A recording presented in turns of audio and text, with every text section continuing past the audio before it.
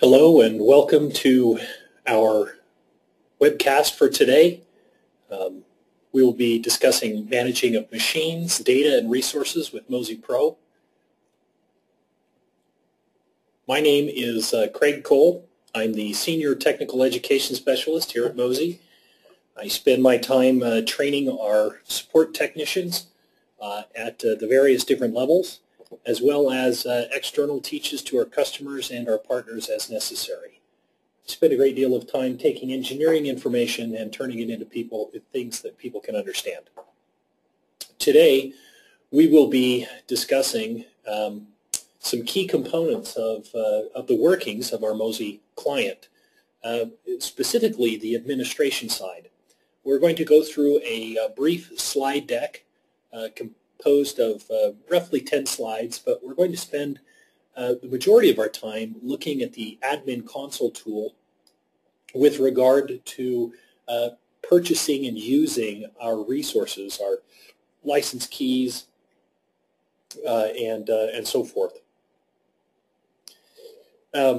This is one in a series. We will be offering webcasts such as this on a monthly basis on the third Wednesday of every month at 2 o'clock Mountain Standard Time. We will be posting invitations to this on our website, community.mozy.com, on our community blog, our support blog, and you may see some invitations going up on Facebook and Twitter as well. So keep your eyes open for those, and there will be more to come. All right, so let's go ahead and get started on today's topic. First of all, let's take a look at a basic overview of where we're going today. Today, we want to make it so that you understand the tools that are available to you. MozyPro is designed with several tools that give you the flexibility and the capability to make sure that, number one, your data is safe, and number two, you manage the costs involved with managing your machines and their data as well. So we're going to be talking about what's called the admin console. We're going to be talking about managing of users, of machines, of groups, licenses, as well as storage quota, and possibly we'll probably also be discussing the returning of quota if we have the appropriate amount of time. So so first of all, let's get into just some basic things that we're going to have to discuss. First of all, we do have to have a common list of terms because we here in support use some terms that may not be used the way that you're used to hearing them. First of all, the admin console has a designated administrator for each account. This is the person to whom the MozyPro account was assigned, or someone who's designated to manage the account by the person who owns the account. This could be your IT person. This could be you yourself. It could be the business owner. It could be the receptionist. It depends on how your company and how your organization is set up, and how you have defined your administrators. This definition of who is the administrator can be changed. You can assign it to a different person. You can move it from what is the defining piece from email address to email address as is necessary or as needed. If you have any questions about the role of administrators and such beyond what we cover today, our knowledge base located at support.mozy.com is a great place to capture this kind of information. So that's an administrator. A user is someone that is assigned to manage a machine that is being backed up by MozyPro. So the user is designated most importantly by their email address, and that email address, using that email address, they can log into a web portal if you've made that available to them as an administrator. They also use the email address and their password, whatever they've set up, or whatever you as the administrator has set up, to access the content. To use the tools that are installed on the machine, the MozyPro application. It is possible for a user to be assigned to more than one machine, to have many machines that they are responsible for. That is the username and password that they use when backing up. We also need to discuss the term resources. When we talk about resources inside of the support organization here at Mozy, we're talking about the licenses or the license keys that are associated with each machine, the storage quota, or sometimes just called quota, that each machine is assigned, and the machines themselves are technically a resource and are listed inside of the admin console and are referred to on a regular basis as a way to ensure uniqueness when we're talking with our customers. So we'll ask them about a specific machine if they're having problems getting it to work, or understanding how to set it up to work the way that they need it to in their environment. So now that we have some basic definitions done, let's go ahead and take a look first of all at the admin console itself and getting to the admin console. Now most of you should have experienced or worked with the admin console at some point. We have several ways that we can get to the admin console. Now I've listed 3 of them, and that may be kind of overkill, but they all go to the same point. The site that we typically go to access our MozyPro admin console features is the top link there. That's https secure.mozy.com/login.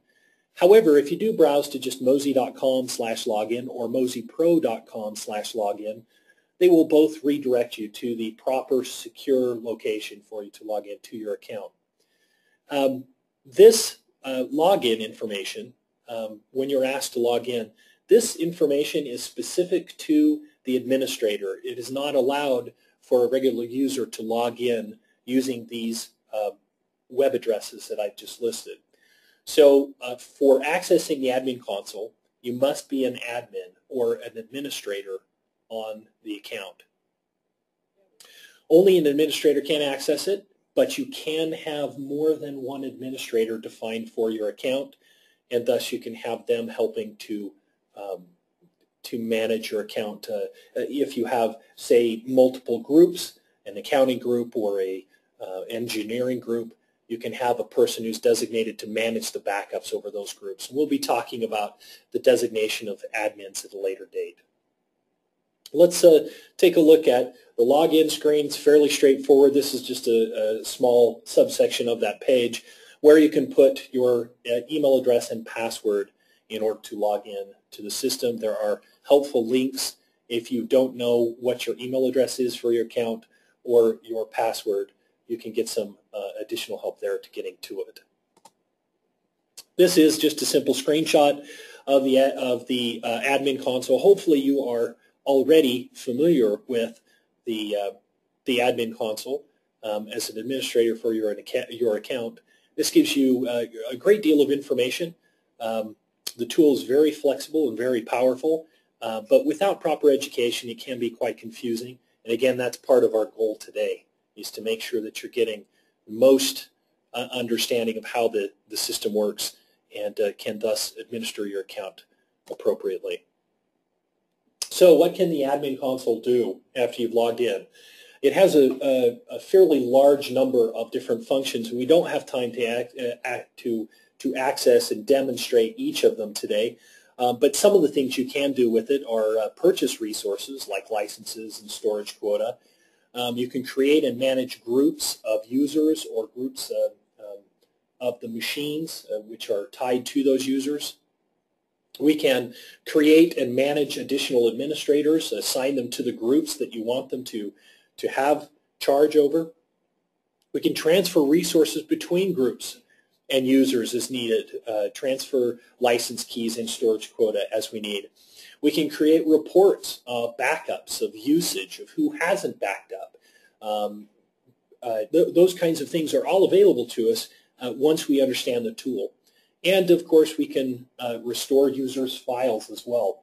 If for some reason someone comes to you and has had a catastrophic loss of their machine, the hard drive has failed or something like that, you can go in and browse down to the machine as an administrator and restore the data for them if necessary. So there's quite a few additional functions. Again, we don't have time to discuss all of them, but this is just a starting point for our discussion. All right, so let's go ahead and take a look at just a simple demonstration. I'm going to go ahead and exit out of my my slide deck here for a minute, and we're going to spend some time looking at the purchasing and assigning of resources. This is one of the most common reasons why people call support. They call because of lack of understanding of how these resources, number one, make it into the account, but then they fail, even after having purchased the resources, they fail to assign them out to the appropriate groups or people that they want to have access to the storage or the license space. So we're going to go through, we're going to look at a group resource check, which is just to see what groups have license keys and storage quota assigned to them. We're going to look at licenses themselves and quota purchase so we can see what has been purchased. We're going to look at how to assign resources out and also transferring resources between groups. And we're also going to look at returning unused resources for when those times, for those times when you over purchase things and you want to return them to Mozy so you're not charged on your next bill. So we're going to, first of all, I've already logged into my account here. I'm just bringing it up on the screen. This is just a support education account. It's a Mozy standard MozyPro account. And I've logged in and I'm looking at the way that this particular system works, or looks at its health anyway. So I can see just some basic things like graphs that tell me what's been going on and so forth. The first thing we're going to look at, despite having all of these features on the left-hand side we'd like to go through, we're going to focus on users and groups to begin with. So I'm just going to click on the left-hand side. I'm going to click on List User Groups, and this is going to give me a list of all the groups that have been created under this account. Now, this particular group or account has had quite a few trainings run through it. So you'll see quite a few, several different items in here. I'm going to go and look. I'm specifically interested in this one called Webcast. You'll notice that we have an overview right here of the users, the admins, the number of keys in both server and desktop, as well as quota or storage space. In this particular case, our Webcast group doesn't have anything. Now I'm going to click on Webcast, and I'm going to take a look at the details of this particular group. Now, you'll notice that I have at my disposal here, from within this particular interface, I can see that there's a Webcast group that has a number of keys assigned, an amount of space that has been assigned. In this case, this group does not have any keys and does not have any quota or disk space assigned to it. We can see users, we can see what keys, we can see what admins are defined, and we can go in and manage the configuration of our various machines. In other words, the configuration of the MozyPro client that is installed within this group. And we can tell it that for that particular account, we want these features to be enabled, disabled, or otherwise set to these specific parameters. You'll notice I have several different users here. We can also get from this screen a simple overview of who's in this group and what resources they're using. We have Big Bird, Barney the Dinosaur, and Fred Rogers. Can you tell I have kids? So we have a number of machines. Now we have 0 machines, 0 storage, which makes sense because we don't have any keys signed out. We don't have any quota assigned out to it. None of them are available for anyone. and it's never backed up. So we have just a quick overview of what's going on in this group. Let's take a moment and purchase some resources and assign them out to this group. So to do that, on the left-hand side, our navigation pane, we're going to browse down to the section called Resources. Now, if I click on Resources, it opens up all of the items that are underneath Resources. You'll see they're highlighted in green. That just means that they're available and displayed on the screen. Now, I'm looking specifically at Purchase Resources because that's what I'm going to do. Now, as I purchase resources, I need to assign them to a specific group. In my case, I want them to go to the group that we were just talking about, which was called Webcast. So I'm going to assign to the Webcast group. I'm going to purchase 5 server keys, 5 desktop keys, and I'm going to purchase 20 gigs of storage for each of these. Now, when I click the Submit button, that is not the end of the story. It's going to ask me for payment.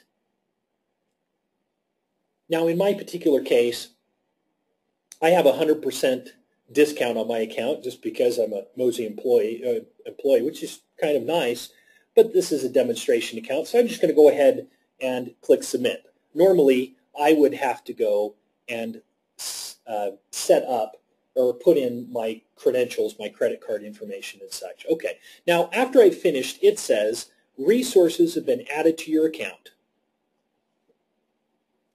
And it gives me a bit of a tooltip or a help here. It says machines on the search list machine, we have to go and allocate them. Excuse me, it says in order to use them, you have to allocate them. This is one of the most common stumbling blocks for people. They purchase resources and they fail to assign them. It's kind of like buying groceries and leaving them in the car and not bringing them into your house. They don't do anyone any good out there in the car. They're not accessible. The same thing applies here. We must take the resources and assign them out to groups or users in order for them to do any good. So let's do that. Let's go back to our group. And we're going to look specifically at our Webcast group. You'll notice that now on the screen we have 5 server keys that have been assigned, 20 gigs of server quota, and 5 gigs of desktop and 20 gigs, just like we saw when we were purchasing. So we have successfully added that. Let's go ahead and click on that, take a look at that user group again. You'll notice that we have up at the top, we have 10 available keys and 40 gigs of quota. And we still don't have anything assigned out to the individual users. Now, every machine that backs up has to be assigned to a user. In order for the machine to function, it has to have a license key. So we have to, therefore, assign a key to a user so that they can install and put in the license key. We do that by simply clicking on the Keys tab.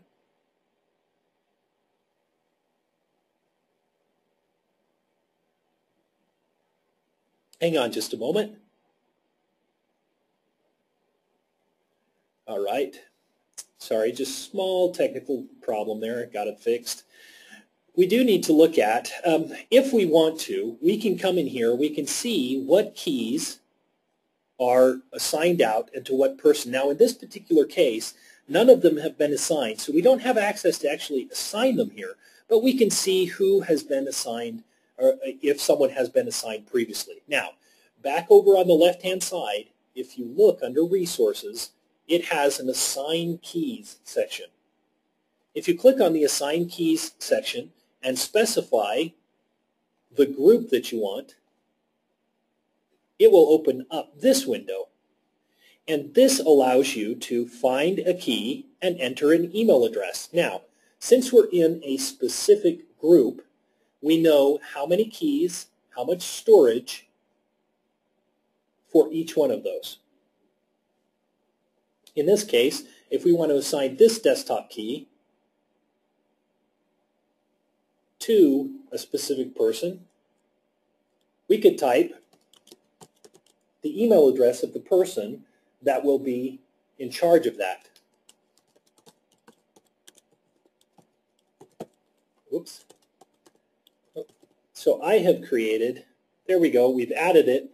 Now, when you assign it, if you click this checkbox right here, it will email the key out to the user, notifying them, A, that you've got a key for them, and B, that they can take that key and assign it. It also has a link to download the product. So if they need to download the software, they can click that as well. So I'm not going to, because as you can tell, I'm not using a real email address. I'm just going to simply click Assign. Now that's been assigned out to that particular user. If we go back up and look, you'll notice that our desktop licenses and storage have changed.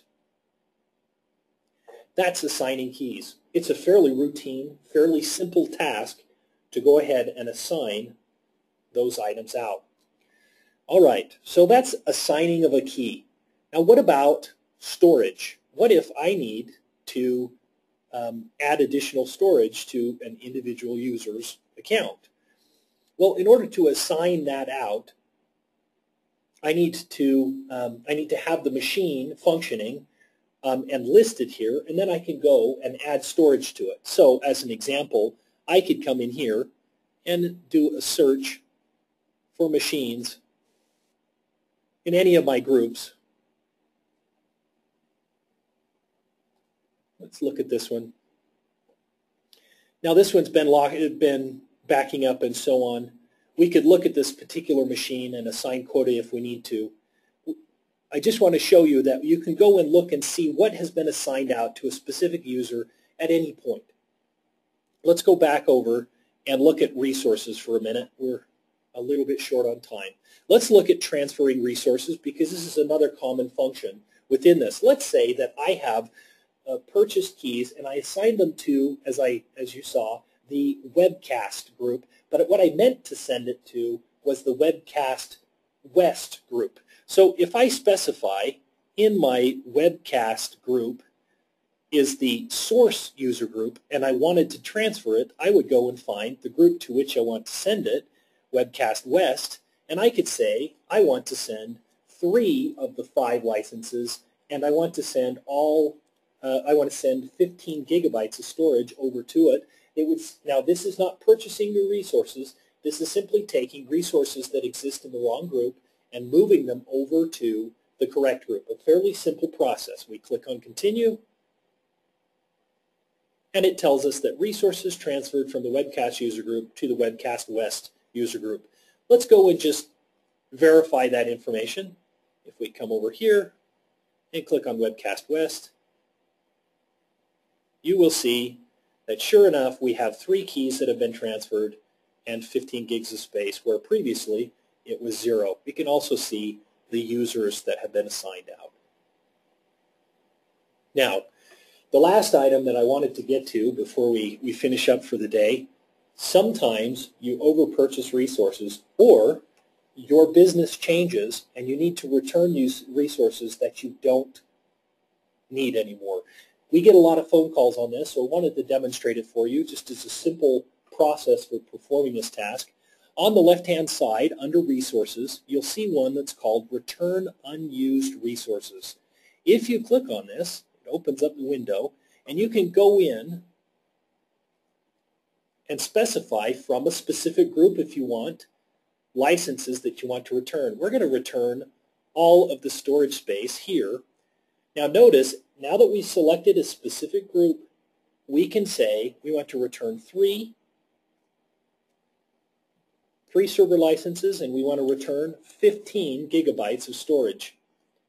When we click Continue, those licenses no longer are on our account.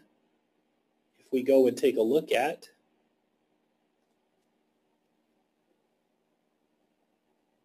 let's just go ahead and look here. Oops, Webcast West. Hang on a second. I probably looked past it. Oh, I can't. All right. My mistake. I forgot. When you return all of the resources out of a group, it no longer is listed in the transfer keys or resource management piece. So let's come back over here and take a look at our Webcast West server group, you'll notice that now we no longer have any keys assigned to this group, and during our next billing cycle, we will no longer be charged for those resources. I just wanted to point out also that when you use this tool to return resources, this is not a way to get a refund. This is simply a way to return so that in the future, for the next billing cycle, you will not be charged for them.